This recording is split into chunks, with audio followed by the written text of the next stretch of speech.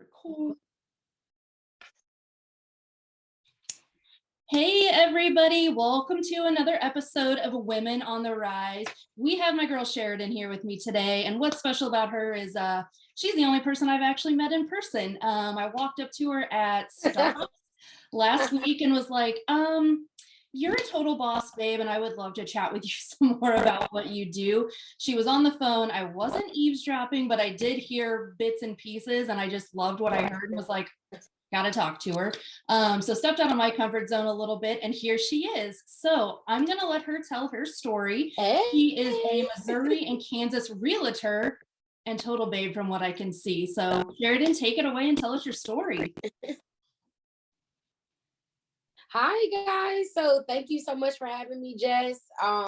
Like you said, I am a realtor in Kansas and Missouri. I've been licensed since 2015. I'm a broker as well.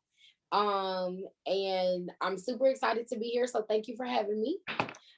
So my story is I am just hungry. I'm hungry for life. I'm hungry for being successful. I'm very goal driven. And I tend to, not at the time, but thrive from low points in life. So I got my real estate license after being fired from a job. And the job that I had, they fired me after I had my first apartment for only 1 month. So ever since then, I feel like that has just kind of been like, I always look back at that one moment as like why I'm where I'm at today. And of course, there's things in between there too. But I just don't want to fail. And I felt like at the time being fired was like the ultimate failure, you know. It was my first job right out of college and all that kind of thing. So I'm a go-getter. I want to do well. I want to build an empire. And yeah. I love that. So it was kind of maybe a in your face type of thing. You're getting fired and you're like, watch me. And here you are today. What led Right. you down the realtor path? So what led me down the realtor path is I had just always had an interest in real estate. I want to eventually flip one day. And I looked at that as an opportunity to try something new. So I never ever even thought about my real estate license at all, actually. I wanted to do human resources. So at the job I was at, I entered in one position and I was hoping that eventually they would need an HR assistant or something like that. And that didn't happen. So when I got fired, I went back and worked for my family business, and I basically was trying to figure out what I'm gonna do. I had not gotten my opportunity yet in HR, and so I was like, well, let me try real estate. But then what I quickly learned was you don't start selling houses as soon as you get your license. So I basically began doing real estate and HR at the same time, because eventually I did land my first HR assistant position. But basically, I ended up in real estate kind of by chance. If I don't think I would have even pursued my real estate license had I not gotten fired. Gotcha. Now, I saw that you were doing something else as well. You're doing some kind of classes. You want to help people be educated. What is that around? What is that like? What Yeah. about that? So actually, I teach a free homebuyer class. And so if you are interested in becoming a homeowner and you've never owned a home before, maybe you're in a family where no one has owned a home for generations, you don't know where to start. Like, it's not easy, and there's so much info out there. It's information overload. So, when I bought my home that I'm sitting in now, I had a horrible experience, even though I was a licensed realtor, but I was new. And so I never wanted someone to have the experience that I had. And I developed my class based on my horror story. And so now it's a class that I teach. I have tons of people who never even come work with me as an agent, but I still want to use the class as a way to give back. So I put my class together to serve the underserved in our community. I'm all about promoting generational wealth. And so I developed it so that those who have not maybe had the chance to learn about how you can build generational wealth through real estate, or how to purchase, or you just don't know what to do, or maybe you have some idea but just kind of want that reinforcement or those details. That's what I created a free course for that. I absolutely love that. Is that an in-person course or is that online? So it used to be in person back in the day, BC, before COVID. And I actually used to teach it at Starbucks or at Panera like 3 times a day, Oh, over wow. and over. And before COVID, I was already trying to figure out how to streamline the class anyway. So I eventually moved it to Zoom. And then I was kind of forced to do that during the quarantine anyway. And actually that helped. I hate to say that helped it, we all had to adapt. And then after that, after a while of me teaching it on Zoom every day, I eventually recorded the class. And I was like, I don't know why I didn't think to do this before. So I recorded the course, and now I'm able to just shoot it to a buyer. Hey, call me once you listen to it. Come with questions. Please call me with questions. Let's get you set up. Oh my gosh, I love that. I love courses. I love course development. I love, as much as I hate what 2020 and 2021 did to us, I love a lot of the things that came out of it and the pivots everybody had to make, and kind of like see what we're made of to see how we can help each other out. Exactly. And even people without the resources, like you mentioned, there's a whole lot of people without resources in this country, and to be able to give back in some way, something so simple to some people isn't so simple to others. And I just absolutely love that about what you've done. If there's a woman listening to this, you're very welcome. If there's a woman listening to this and she's like beating herself down because she got fired, or she just doesn't know what path she wants to take, or she knows she's meant for more, she just doesn't really know, what do I do? What advice do you have for that woman? So I know that it's gonna sound cliche, but keep going. It's gonna sound cliche, but just keep going. Keep your why, keep your end goal in mind. Stay true to you, be genuine to you. I think sometimes, especially as women, we tend to want to owe some type of loyalty to someone else, something else, some type of idea. But we get this one life. And I want to make the best of this one life. And I might have some valleys. We're not promised to have good times all the time. But I want to make the best out of it. I want to enjoy it. I want to laugh. I don't want to feel bad for feeling good. Mm-hmm. So I would just say keep going. Keep your why in mind. If you need to reset, if you need to distance yourself and allow you to have a moment, a couple moments, a couple months, then give that to yourself. You owe that to yourself. You don't owe anything else to anybody. And so I would say, if you get fired or you find yourself starting over, actually celebrate it. Mm-hmm. Celebrate the opportunity to get to start over.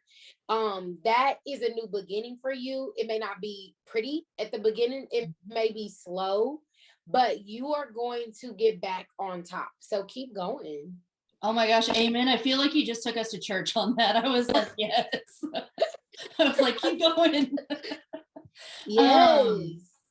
So then motivation. I think it was a story or a post or something. Motivation. Things are hard, especially as an entrepreneur. And when you're trying to build and something knocks you down or life comes at you, it is kind of hard sometimes to just keep pushing and pushing and pushing. And sometimes you're like, oh, can I catch a break? What do you do to get through those moments? Right. So I personally am a Christian. I'm faith-based, so I rely on my faith. But also, I'm a really big self-help person. I love self-help books. Any book that the theme is law of attraction. I'm there. I believe in speaking life and positivity. It took me a while to get here. Don't get me wrong. I remember back in the day, one of my favorite teachers, she was like, Sheridan, all you do is complain. She was like, I love you, girl, but you're a complainer. And I'm not gonna lie, I know that about myself. I like to be comfortable. I am. Listen, I don't want to be hot. I don't want to be cold. I don't want to be hungry. I don't want to be thirsty. I like to be comfortable. But that's something that I know about myself, and I do constantly try to work on it. I don't want to be the negative person in the room. I really don't. And so like I said, my faith, self-help books, keeping a positive circle. I have reinvented my circle over and over because I love you guys. I love you from afar, but I have to be around those that have the same mindset as me at the time to keep growing.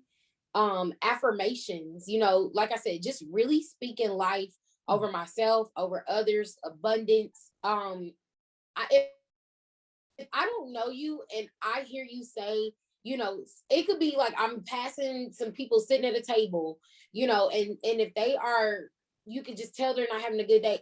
It has been times I go to them and be like, you got this, like you can do it. Just keep going. So just try to stay positive, keep a good circle around me, remember my faith, and speak life and affirmations. I absolutely love that. If you had to pick one book right now to share with people, what would it be? Oh my gosh, I think I know. I know you said you were big in this at Starbucks, and my books might fall down. Okay.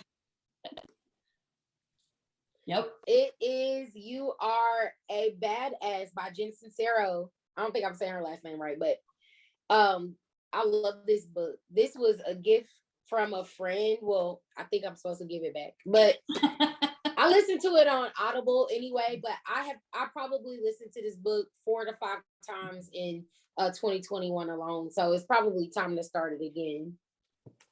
I love that. And I will say, I tried to read it. I had to listen to it for it to kind of sink in. And I also had to be in a different place in my life. It had to hit me at the right time, which is huge for self-help books. I think we can try to read all the ones we want, but unless it's really speaking to where we are right now and it grips us and we can't put it down, you need to put it back on the shelf and try again. Because that's you true. need that life. That's true. You have to be open to receiving that information. Yep. How about a pump up true. jam? What music, what jam is yours that just gets you fired up for the day? Oh my gosh, that's a really good question. It really depends on my mood. It really does, because but can I just give you more of like some artists I like? Yeah. Okay. So Tim's, Tems, Tim's. She has some great motivational music. Toby Nwigwe, him and his wife, they have some awesome music. If I need just to work and I just need some mellow, I listen to old school John Coltrane jazz. Yep. Of course, Cardi B, Beyonce. And oh my gosh, I love me some Adele. I started doing this new thing. It sounds kind of weird. I started doing this thing where if I begin doubting myself, I start singing an Adele song as loud as possible. And I know that sounds weird, but the reason why I do that is because I think, like, what would Adele do? You have this amazing singer that is known worldwide, has tons of Grammys, and I believe she doesn't necessarily fit the mold of what most people would consider a pop star, or I don't even know what category or genre she fits into, but she is doing it and she's amazing, and she draws people's attention. And so if I begin to doubt myself, if I think small, if I am starting to have negative thoughts, I make myself, as embarrassing as it sounds, I don't care where I'm at, I start singing Adele, any song that comes to mind at the moment, out loud to drown it out. I love that, and we're tagging Adele in this so that she can see this. Yes.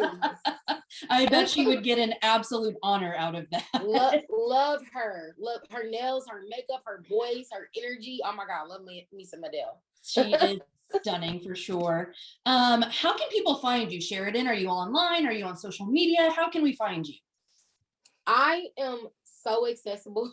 I really need to have a business and a personal line, but I am everywhere. Instagram. I'm not really on Twitter. I don't use Twitter anymore. I used it a lot in college, but Instagram, Facebook, and just good old fashioned phone. So on Instagram, my screen name is at Sheridan, which is spelled SHARIDAN underscore Holmes underscore KC. That's also my name on Facebook for my business page, Sheridan Holmes KC. And do you want me to say my phone number or? You can, if you want it on the internet, this will go in show notes and I can just type it there, or you can just let them contact you through social and hand it out there. Yeah, just contact me through my social, and I mean you'll see it there anywhere. It's everywhere, but I'm very social. I'm top 20 agents in Kansas City on Instagram and top 50 in Missouri. So absolutely, it's not hard to reach me. Get it, girl. Do you have a website? Yeah, I do. It's Sheridan Homes .com. I don't really use it though. I mean, Gotcha. Fair enough. Definitely easier to just text me or DM me. Totally fair. Well, let's tell these great people goodbye. And it was so nice chatting with you. I loved hearing your story. We will chat with you all on the very next episode, but thank you so much for joining us.